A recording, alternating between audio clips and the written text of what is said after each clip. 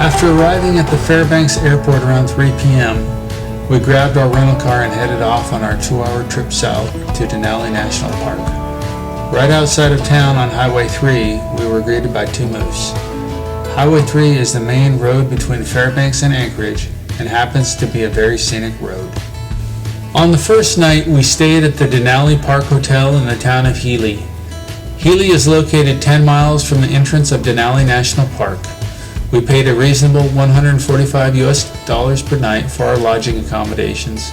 We ended up making a short stop at the 49 Degrees North Brewery before checking into the hotel and took a photo with the magic bus that was used in the making of the 2007 movie Into the Wild.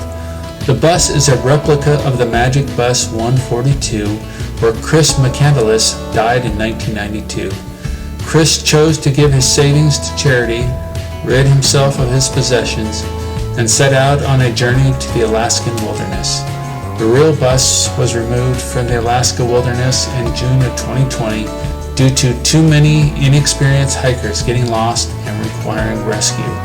The bus has been relocated to Fairbanks, where it will be on display to the public. The next day, we headed to the bus depot located at the entrance to Denali National Park and hopped on the 7 a.m. green bus. The bus will take you into the park, where you will encounter beautiful landscapes and a chance to see wildlife. It is a good idea to bring a pair of binoculars with you to help your chances of seeing the wildlife. In early September, a landslide occurred at milepost 43 of the 91-mile road into Denali, which kept us from going any further in Polychrome Pass. Now, during the summer, private vehicles may drive the first 15 miles of the road into Denali National Park to the Savage River location. The road to Savage River is paved, and the mountain, Mount Denali, can be seen as early as mile 9 if the day isn't too overcast, and animals of all sorts can sometimes be seen on this stretch of road, although the chances to see wildlife increase greatly with a bus trip further down the park road. We ended up leaving Denali National Park around 4 p.m. and started the roughly 4-hour drive down to Anchorage. During our first night in Anchorage, we stayed at the Aptel Studio Hotel for around $73 a night. Anchorage is Alaska's largest city with a population of approximately 294,000 people. We ended up using Anchorage as a hub for our travel to other parts of the state, since it is centrally located and the lodging is much cheaper. The city is also a gateway to nearby wilderness areas and mountains, including the Chugach, Kenai, and Talkeetna locations. We stopped by at the Log Cabin Visitor Information Center in Anchorage. The staff are very helpful and friendly. We did not plan anything particular for this day, but after talking to the staff, we ended up going to so many enjoyable places. Soon we were driving out of Anchorage on Highway 1, south along the Turnagain Arm to the Alaska Wildlife Conservation Center, where you can see all kinds of wildlife, including black bear, caribou, reindeer, and moose, just to name a few. Along the way to the Conservation Center, there are many great hiking and viewing spots where you can stop and take a photo. After leaving the Conservation Center, we started out our drive to the Portage Glacier to jump on their glacier cruise ship. Now, along the way to Portage, we stopped at the Willowa fish viewing platform where folks can see the salmon spawn. Now, the Portage Glacier cruise is about an hour and a half and costs $45. Following the cruise, we headed on to the Byron Glacier. It's a 3.2-mile hike, and it should take you about 2 hours in and out. We continued on from the Byron Glacier to our next stop of Whittier. Whittier is a city located at the head of the Passage Canal in Alaska, about 58 miles from Anchorage. Whittier is popular with tourists, photographers, and outdoor enthusiasts because of its abundance of wildlife and natural beauty. The population of Whittier is around 205 people, almost all of whom live under one roof, the Beach Towers. Whittier is accessible, but also very remote because there is only one way in and out of the city. The path to Whittier goes straight under a mountain in through the tunnel, and that tunnel shuts down at night, leaving Whittier cut off until morning.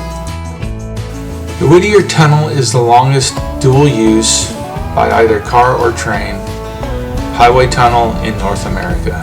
The tunnel is 2.5 miles in length and costs around $13 to use round trip. In summer, the tunnel operates between 5:30 a.m. in the morning to 11:15 p.m. in the evening and is open for traffic every hour. If you miss the last schedule, you will become a POW, prisoner of Whittier. For our fourth day in Alaska, we drove south on Highway 1 to Homer. On our way down to Homer, we saw 2 beluga whales near the Alaska Wildlife Conservation Center. We were very excited to see the whales and felt it was somewhat magical to see them in the wild. The first time we saw beluga whales was in 2020 at the Georgia Aquarium in Atlanta. They are very cute and squishy. Homer is a small town on the Kachemak Bay within Alaska's Kenai Peninsula. Homer has a population of around 6,000 residents. A focal point is the Homer Spit, a long strip of land that contains shops, art galleries, seafood restaurants, and a nice stretch of beach. Fishing boats dock along the harbor, located along the spit. Halibut and salmon sport fishing, along with tourism and commercial fishing, are the dominant industries.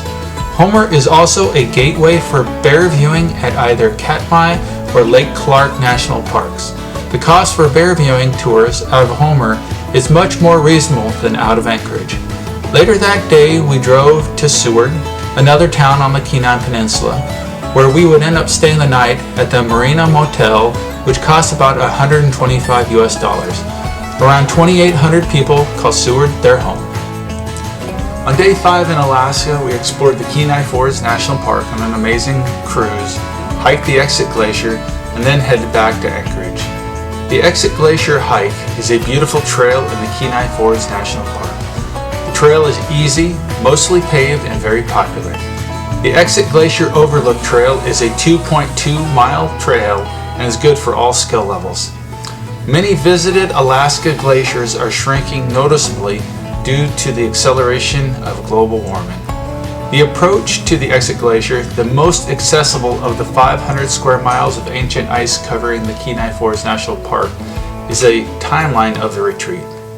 The sign marks the location of Exit Glacier's terminus 100 years ago, along the trail to an overlook from the parking area. The sign is about a mile from the glacier's edge now.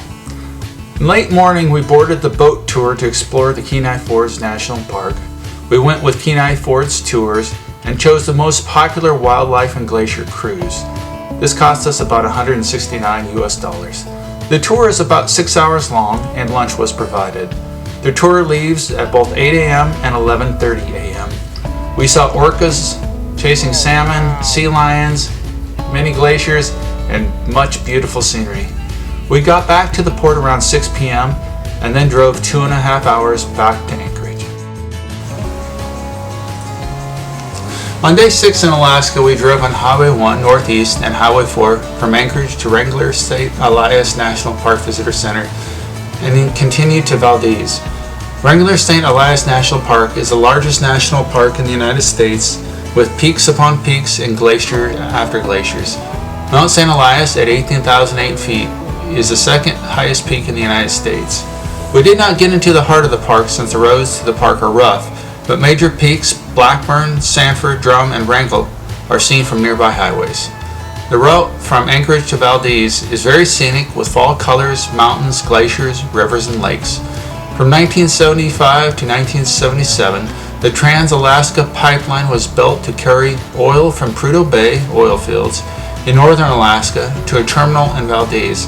However, Valdez is far from an industrial town. It has spectacular mix of tidal waters, glaciers, forests, mountains, unequaled in the state, and offers incredible recreational opportunities from sea kayaking, hiking, and camping. We did find that Valdez is closer to Fairbanks than Anchorage. We found this out when we started our trip back to Anchorage. We felt bummed out to know that because the next day we needed to travel back to Fairbanks. But after we spotted a bear and moose on the way back to Anchorage, it was worth it to drive the long way home. On day 7 in Alaska, we drove back to Fairbanks. We stopped at Denali again and had another enjoyable day seeing the fall colors. They were even more colorful and intense than the first time we stopped in Denali. We went out at night to Murphy's Dome to try and catch the northern lights, but it was cloudy. We ended up staying in Fairbanks at the Westmark Fairbanks Hotel and Conference Center for around $108 per night. On day 8 in Alaska, we had the chance to see the northern lights. They are visible from late August to early April, anytime during the dark hours of the day. Consider taking a tour and get an expert's point of view. We booked Dark Tour with Arctic Circle and Aurora Borealis viewing tours out of Fairbanks. The trip is 16 hours long and starts at 2 p.m. and ends roughly around 4 a.m. The tour takes you along the Dalton Highway, which is kind of nice. It's a highway that the car rental companies do not allow you to go on. Because it is very remote and anything happens to your car, there is really no chance of a tow truck coming to help you out. Along the way, we saw the Trans-Alaska Pipeline, the Yukon River, and at the end, the Arctic Circle. On the way back, our driver helped us spot the northern lights, and it was great to see the northern lights. It was something we had always wanted to do.